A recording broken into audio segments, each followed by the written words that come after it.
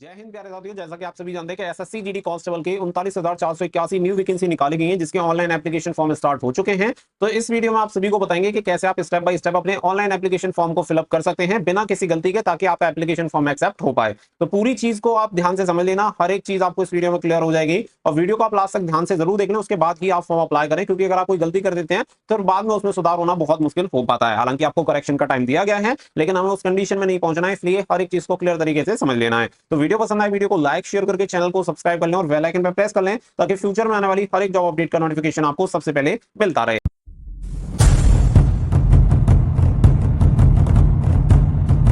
सभी को वीडियो का डिस्क्रिप्शन में एक लिंक मिल जाएगी, उस पर क्लिक करने के बाद आप इस वाले पेज पे रीडायरेक्ट हो जाएंगे, जहां पे आपको एसएससी का कुछ इस तरीके का इंटरफेस ये देखने के लिए मिलता है वेबसाइट का। यहां पे आपको सबसे ऊपर ये जो बटन दिख रही है लॉगिन और रजिस्टर पे आपको करना है क्लिक। यहां पे क्लिक करने के बाद अगर आपने पहले कोई फॉर्म अप्लाई किया हुआ है और आपने पहले से रजिस्ट्रेशन कर रखा है, तो आप डायरेक्टली क्या करेंगे कि यहाँ पे कैंडिडेट पे जाके आपको सिर्फ लॉगिन कर देना है, जिसमें अपना यूजर नेम एंड पासवर्ड डालकर कैप्चा एंटर करके आप लॉगिन कर सकते हैं। बट अगर आप पहली बार अप्लाई कर रहे हैं तो आपको करना होगा रजिस्टर नाउ। तो रजिस्ट्रेशन से आप सभी को बताएंगे, लास्ट तक पूरी चीज आप सभी को क्लियर हो जाएंगी। तो अगर आपके पास पहली डिटेल्स हैं तो आप आगे से जाके देख सकते हैं, और पहली बार अप्लाई कर रहे हैं तो आप रजिस्टर नाउ से यहीं से स्टार्ट आपको करना होगा। तो रजिस्टर नाउ पे हम करते हैं क्लिक। क्लिक करने के बाद ये वाला पेज ओपन होता है, जिसमें आपको बताया जाएगा कि कौन कौन सी स्टेज आपकी रहेंगी। तो ये सभी आपको यहाँ पे देख लेना है। इसके बाद आपको कर देना है कंटिन्यू। तो ये वन टाइम आपका रजिस्ट्रेशन होता है, जिसे ओटीआर बोला जाता है, जिसमें आपकी कुछ चीजें ये बेसिक डिटेल्स चाहिएंगी जो कि आप सभी को फिलअप करनी है। तो यहाँ पे आपको कंटिन्यू पर करेंगे क्लिक। तो कंटिन्यू पर क्लिक करने के बाद ये वाला इंटरफेस आपके सामने हो जाता है ओपन, जिसमें अगर आप देखेंगे तो सबसे पहले आपको यहाँ पे पर्सनल डिटेल्स का ऑप्शन आता है, जिसमें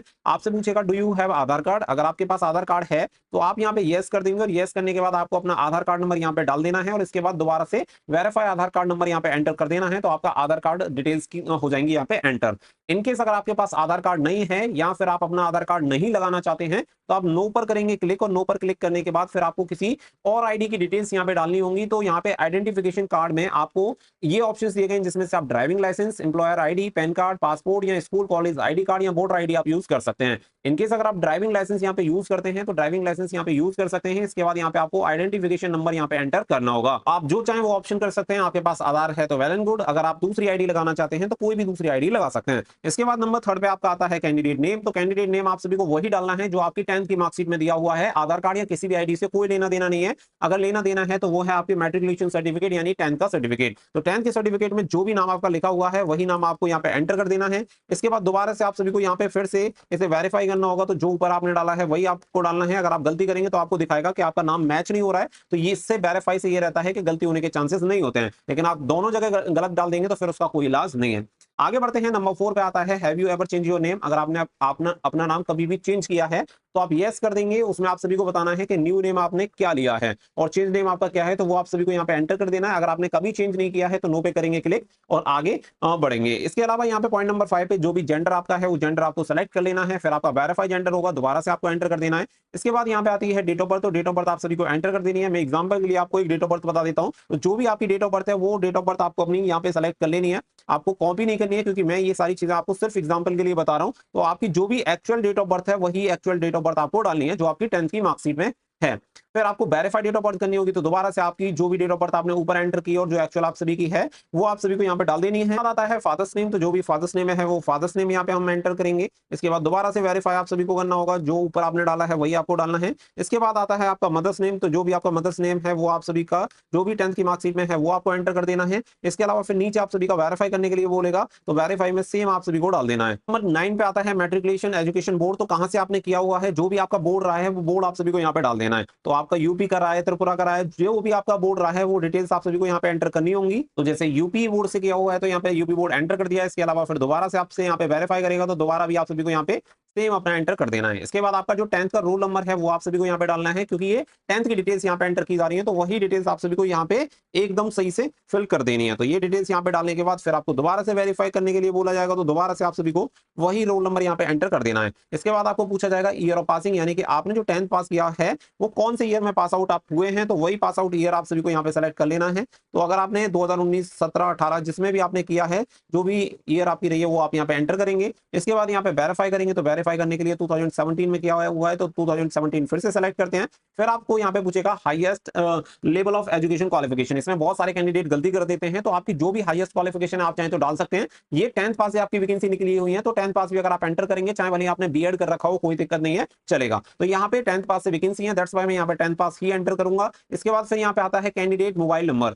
फिर नीचे आपको देखने के लिए मिलेगा 40 नंबर पे कैंडिडेट ईमेल आईडी। तो जो भी आपका ईमेल आईडी जो भी आपकी स्टार्ट है, चालू है, बंद ना होने वाली ईमेल आईडी और मोबाइल नंबर आपको यूज करना है, क्योंकि इन फ्यूचर भी आपको इसकी जरूरत पड़ने वाली है। तो वही मोबाइल नंबर यूज करें, वही ईमेल आईडी यूज करें जो आप रेगुलर आगे भी यूज करने वाले हैं, क्योंकि इस पे आपका ओटीपी जाता है और वो वैलिडेट होने के बाद, वेरिफिकेशन होने के बाद ही आप आगे प्रोसीड कर सकते हैं। आपके पास ओटीपी आते हैं और अगर आप उसे वेरीफाई कर देते हैं तो यहाँ पे आपको ग्रीन कलर में वैलिडेट दिखाएगा। वैलिडेट होने के बाद आपको सेव एंड नेक्स्ट पे कर देना है क्लिक। सेव एंड नेक्स्ट पे क्लिक करने के बाद आपको दिखाएगा सक्सेस के पर्सनल डिटेल्स सबमिटेड सक्सेसफुली, आपको यहाँ पे दिखा देगा। फिर यहाँ पे आपको कर देना है ओके। ओके करने के बाद आप देखेंगे कि आपका जो रजिस्ट्रेशन नंबर होगा आपको रजिस्टर्ड मोबाइल नंबर पे और ईमेल आईडी पे भेज दिया गया है, और बाकी की डिटेल्स के लिए आप सभी को सामने भी दिखाया गया है, तो आप इसे नोट डाउन भी कर सकते हैं। वैसे कोई दिक्कत वाली बात नहीं है, क्योंकि आपके मोबाइल नंबर पे और आपकी ईमेल आईडी पे इसे भेज दिया गया है। इसके बाद आपको करना है कंटिन्यू। कंटिन्यू पे क्लिक करने के बाद आपको यहाँ पे पूछेगा आपका रजिस्ट्रेशन नंबर। तो जो भी आपका रजिस्ट्रेशन नंबर आप सभी को भेजा गया है, वो रजिस्ट्रेशन नंबर यहाँ पे आप सभी को एंटर कर देना है। इसके साथ ही आपके मोबाइल पर और आपकी ईमेल आईडी पे आपको एक पासवर्ड रिसीव हुआ होगा और वो न्यूमेरिक आपको देखने के लिए मिलेगा, तो वो वाला पासवर्ड आपको यहाँ पे एंटर कर देना है। पासवर्ड एंटर करने के बाद नीचे जो आपको कैप्चा दिख रहा है, उस कैप्चा को यहाँ पे सेम कॉपी करने के बाद आपको करना है साइन इन। ये पासवर्ड एंटर करने के बाद फिर क्या है कि ये वाला पेज आपका ओपन होता है। यहाँ पे आपको खुद से अपना पासवर्ड क्रिएट करना होता है। सबसे पहली बात तो यहाँ पे ओल्ड पासवर्ड आपको यहाँ पे डाल देना है। जो पासवर्ड आपको ईमेल आईडी पे मिला था वही वाला पासवर्ड आपको यहाँ पे एंटर करना है, पुराना वाला। तो यहाँ पे जब आप पुराना वाला पासवर्ड अपना एंटर कर देंगे, इसके बाद न्यू पासवर्ड यहाँ पे क्रिएट करना है और उसमें आपको कुछ कंडीशंस दी गई हैं। उन सभी कंडीशंस को आपको फॉलो करना होगा, जिसमें मिनिमम 8 कैरेक्टर यूज होने चाहिए, अपर केस होना चाहिए, लोअर केस होना चाहिए, एक नंबर होना चाहिए और एक स्पेशल कैरेक्टर यूज होना चाहिए। एग्जांपल के लिए मैं आपको यहाँ पे समझा देता हूँ, जिससे कि आपको इजीली समझ में आ जाएगा। जैसे कि यहाँ पे आपको क्या करना है कि आपको जो लिखना है, आप यहाँ पे लिख दीजिए, जैसे कि एक राम मैं लिख देता हूं @2020। तो यहाँ पे अगर आप देखेंगे तो आपको एक इंटरेस्टिंग चीज देखने के लिए मिली कि यहाँ पे अपर केस भी हो गया, लोअर केस भी हो गया, स्पेशल कैरेक्टर भी हो गया, साथ ही में नंबर्स भी हो गए और ये टोटल मिला के 8 भी हो गए। तो इस तरीके से आपको पासवर्ड क्रिएट करना है। आपको कंफर्म पासवर्ड में भी वही पासवर्ड डाल देना है जो नया पासवर्ड आपने क्रिएट किया है। फिर आपको यहाँ पे सिक्योरिटी क्वेश्चन पूछे जाते हैं, तो इसमें 2 सिक्योरिटी क्वेश्चन आपको सेलेक्ट कर लेने हैं। जैसे कि यहाँ पे आपको पूछा गया कि पहले आप कौन सी सिटी में पैदा हुए, तो वो डिटेल्स डाल देनी है। इसके अलावा और कोई आप चूज कर सकते हैं, आपके स्कूल का नेम पूछेगा, वो आप यहाँ पे सेलेक्ट कर सकते हैं। ये करने के बाद सेव एंड नेक्स्ट पे कर देना है आपको क्लिक। ये करने के बाद यहाँ पे आप सभी ने अपना नया पासवर्ड क्रिएट कर लिया है। तो यहाँ पे हेलो कैंडिडेट दोबारा से आपको रजिस्ट्रेशन का ऑप्शन आपको देखने के लिए मिल जाता है। तो जो आपका रजिस्ट्रेशन नंबर है वो आप सभी को यहाँ पे एंटर कर देना है, और जो आपका पासवर्ड है वो यहाँ पे आपको एंटर कर देना है, और जो कैप्चा आप सभी को स्क्रीन पे दिखाई दे रहा है उस कैप्चा को आपको एज इट जैसे आपको दिख रहा है सेम वैसे ही आप सभी को यहाँ पे एंटर कर देना है, और उसके बाद करना है लॉगिन। लॉगिन हो जाने के बाद आपको कुछ एडिशनल डिटेल्स हैं जो कि आपको यहाँ पे वेरीफाई करनी होंगी। जैसे कि यहाँ पे सबसे पहले आता है कैटेगरी। तो जिस कैटेगरी में आप आते हैं, सेंट्रल में, ना कि स्टेट में। स्टेट में आप किसी भी कैटेगरी में आते हो कोई मतलब नहीं है, लेकिन आप जिस कैटेगरी में सेंट्रल में आते हैं यानी केंद्र में आते हैं, उसी कैटेगरी में आपको कंसीडर किया जाएगा। जैसे कि मैं यहाँ पे सेंट्रल में जनरल कैटेगरी में आता हूं तो जनरल कैटेगरी डालूंगा, दोबारा से वेरीफाई करूंगा। फिर यहाँ पे आपको नेशनलिटी पूछेगा तो यहाँ पे मैं डाल दूंगा सिटीजन ऑफ इंडिया। तो सिटीजन ऑफ इंडिया डालने के बाद फिर यहाँ पे अगर आपकी और कोई डिटेल्स है तो वो आपको डालनी है सिटीजन ऑफ इंडिया के अलावा। यहाँ पे फिर आपको पूछेगा विजिबल मार्क्स, यानी कि आपका कोई बॉडी पे ऐसा पहचान चिन्ह होना चाहिए जो कि दिखाई देता हो। तो यहाँ पे जैसे कि मान के चल लेते हैं ए मोल ऑन नेक। तो यहाँ पे क्या है, ये मोल ऑन नेक, तो यहाँ पे दिख जाएगा, या एक कट मार्क्स, या मतलब जो आपका पहचान चिन्ह है वो आपको एग्जैक्ट यहाँ पे डाल देना है। इसके अलावा यहाँ पे आपको पूछेगा कि आपको कोई बेंचमार्क डिसेबिलिटी है, आप पीडब्ल्यूडी कैंडिडेट है तो आप यस करेंगे, अगर आप नहीं है तो आप नो पे क्लिक कर देंगे। इसके अलावा आगे बढ़ते हैं तो आगे यहाँ पे जब डिसेबिलिटी आप नो कर देंगे तो ये वाले ऑप्शन आपके ऑफ रहेंगे। इसके अलावा फिर आपका आता है यहाँ पे परमानेंट एड्रेस। तो जो भी आपका परमानेंट एड्रेस है वो आप यहाँ पे डालेंगे। फिर आपकी जो स्टेट है वो स्टेट आपको यहाँ पे सेलेक्ट कर लेनी है, स्टेट डाल देंगे। फिर आपकी डिस्ट्रिक्ट आपसे पूछेगा तो डिस्ट्रिक्ट आप सभी को यहाँ पे अपनी जो डिस्ट्रिक्ट है वो आपको यहाँ पे सेलेक्ट कर लेनी है। इसके अलावा जब आप ये डिटेल्स ऊपर की फिल कर देते हैं तो फिर आपको पूछेगा is permanent address same as permanent address, यानी कि जो आपका प्रेजेंट एड्रेस है वही आपका परमानेंट एड्रेस है। अगर दोनों सेम है तो आप यस कर देंगे, अगर अलग अलग है तो दोबारा से आपको यहाँ पे नीचे क्या है कि जो प्रेजेंट एड्रेस है वो आप सभी को यहाँ पे फिलअप करना होगा। तो प्रेजेंट एड्रेस अगर आपका अलग है तो अलग से भर दीजिए, सेम है तो आप ऊपर जो डिटेल्स आपने डाली हैं उसी को आप कॉपी करेंगे, तो यहाँ पे यस कर देंगे तो अपने आप वो डिटेल्स फिलअप हो जाएंगी। इसके अलावा यहाँ पे पिन कोड आपसे पूछेगा तो पिन कोड आप सभी को यहाँ पे डाल देना है। तो पिन कोड मैं यहाँ पे एंटर कर देता हूँ। तो जैसे ही डिटेल्स मैं यहाँ पे डालूंगा सेम डिटेल्स यहाँ पे फिलअप हो चुकी हैं। ये डिटेल्स फिलअप होने के बाद सेव एंड नेक्स्ट पे कर देना है कंटिन्यू। के बाद देखेंगे यहाँ पे दिखा देगा success additional details have save successfully. तो यहाँ पे सक्सेसफुली सेव हो चुकी है। इसके अलावा यहाँ पे आप सभी को डिक्लेरेशन के लिए पूछा जाएगा तो I agree for the above term and condition पे कर देना है क्लिक, और इसके बाद आपको कर देना है डिक्लेयर।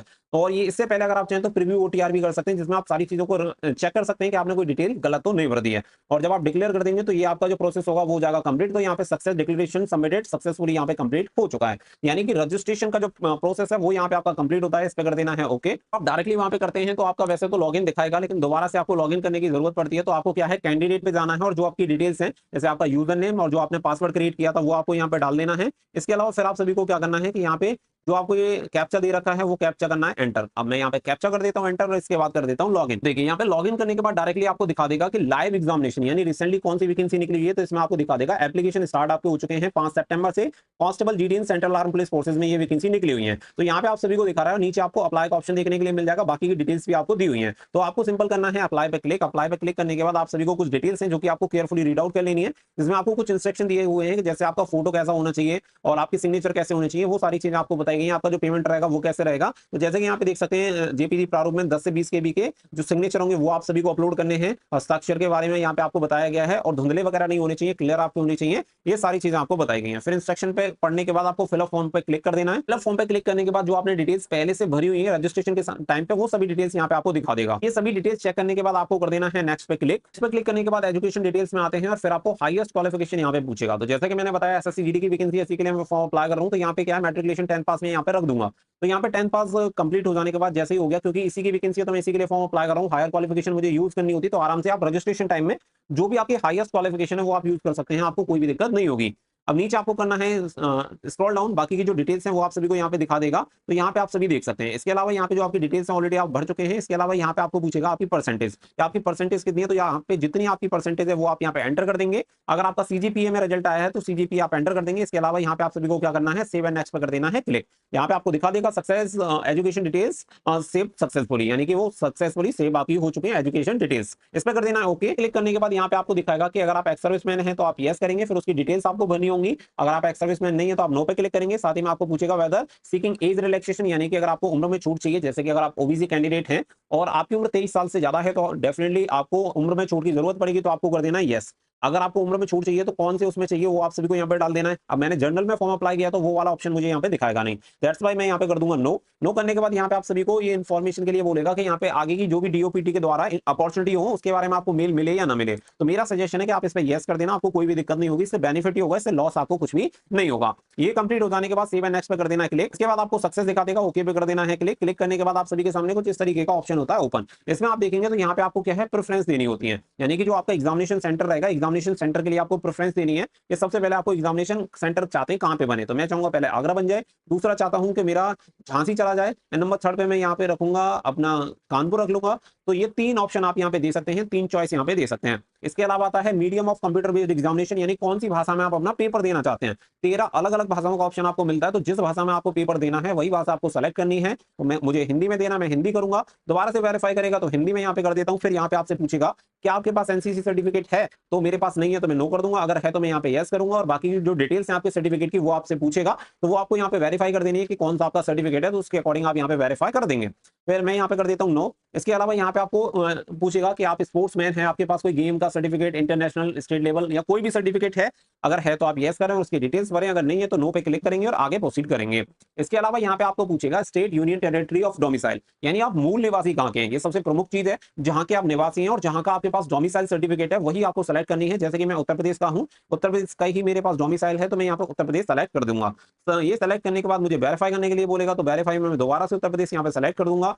फिर डिस्ट्रिक्ट ऑफ डोमिसाइल पूछेगा, यानी कि आपके पास जो डोमिसाइल है उसमें कौन से जिले के निवासी हैं, उत्तर प्रदेश का कौन सा जिला है जिसमें मैं निवास करता हूं, तो वो यहाँ पे मैं सेलेक्ट करूंगा और इसमें मैं यहाँ पे अपना जो भी डिस्ट्रिक्ट है एज पर डोमिसाइल वो मैं यहाँ पे सेलेक्ट कर दूंगा। सेलेक्ट करने के बाद फिर यहाँ पे आपसे पूछा जाएगा कि have you migrate from the state union territory of your origin to state union territory of your domicile, यानी कि अगर आप कभी माइग्रेट हुए हैं, जहां पे आप पैदा हुए हैं वहां से छोड़ के दूसरे स्टेट में गए हैं डोमिसाइल के लिए, तो आप यस करें, अदरवाइज आप इसे नो करें। यानी कि मैं जिस राज्य में पैदा हुआ हूं उसी राज्य में रहता हूं, कभी माइग्रेट नहीं किया, मेरा इस चीज से कोई लेना देना नहीं है, तो मैं यहाँ पे कर दूंगा नो। और यही आपके लिए बेटर है, जिस स्टेट का आपके पास डोमिसाइल है, जिस स्टेट में आपको रिजर्वेशन चाहिए उसी का आप डालना, उसी के अकॉर्डिंग आपकी मेरिट बनेगी, तो यहाँ पे कर देना नो। नो करने के बाद फिर यहाँ पे आप सभी को देखो मिलिटेंसी अफेक्टेड एरिया है नहीं, साथ ही में बॉर्डर डिस्ट्रिक्ट नहीं आता है, तो ये सारी चीजें हो जाती है यहाँ पे फ्री। इसके अलावा यहाँ पे क्या है कि आपको पोस्ट प्रेफरेंस देनी है, तो जितनी भी फोर्सेस हैं उन सभी की पोस्ट प्रेफरेंस देने में सबसे ज्यादा जो बच्चे गलती करते हैं वो क्या करते हैं कि जिसकी वैकेंसी ज्यादा होती है उस फोर्स को पहली चॉइस दे देते हैं। ये आपकी सबसे बड़ी गलती है। आपको जो पोस्ट प्रेफरेंस देनी है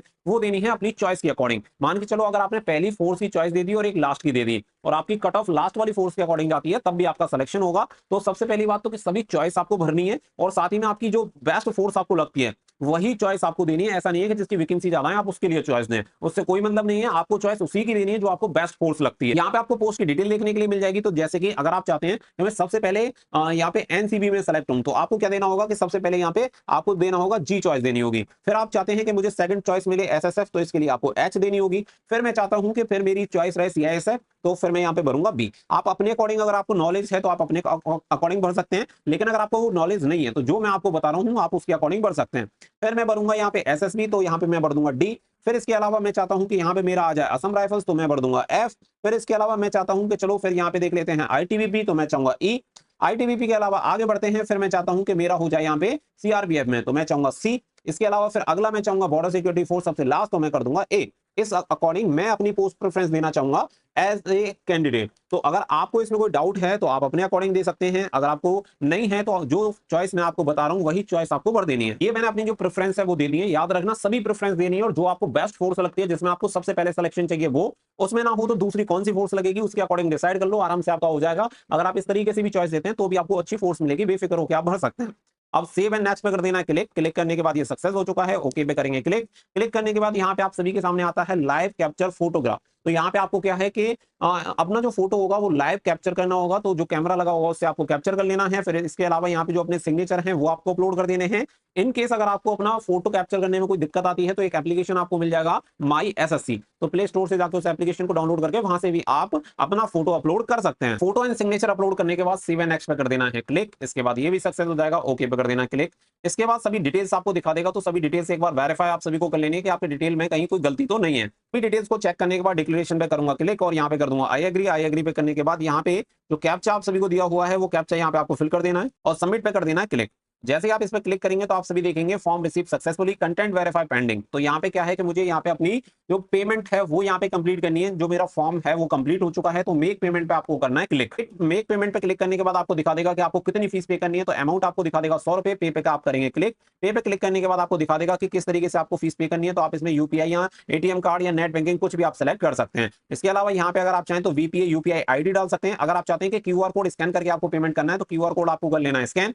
तो यहाँ पे आपको क्यूआर कोड दिखा देगा और इसे स्कैन कर देना है। स्कैन करने के बाद आपकी फीस हो जाएगी सबमिट। इस तरीके से हमारा फॉर्म हो चुका है कंप्लीट। तो आप इस तरीके से अपना फॉर्म भर सकते हैं। अच्छी तरीके से फोटो वगैरह जो भी डिटेल्स है वो नोटिफिकेशन को रीड आउट कर लें ताकि आपके एप्लीकेशन फॉर्म में मिस्टेक की कोई भी गुंजाइश ना रहे।